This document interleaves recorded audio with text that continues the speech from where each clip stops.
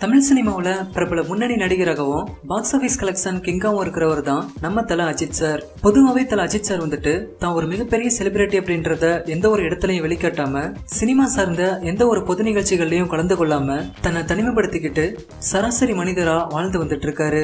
மேலும் தல அஜித் சாருக்கு எந்த ஒரு சமூக வலைதள கணக்குகளும் கிடையாது. குறிப்பா சொல்ல போனா தல அஜித் சாரோட வீட்டுல யாருமே ஸ்மார்ட் போன்கள் யூஸ் பண்றதே கிடையாது.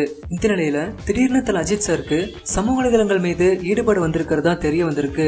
இது குறித்து தல அஜித் சாரோட நெருங்கிய வட்டாரங்கள் மூலம் கிடைச்ச தகவலின்படி தல அஜித் சார் சமூக வலைதளங்கள்ல ஒன்றான ட்விட்டர் பக்கத்துல அதிகாரப்பூர்வமற்ற கணக்கு ஒன்றை துவங்கி இருக்கிறதா தெரிய வந்திருக்கு.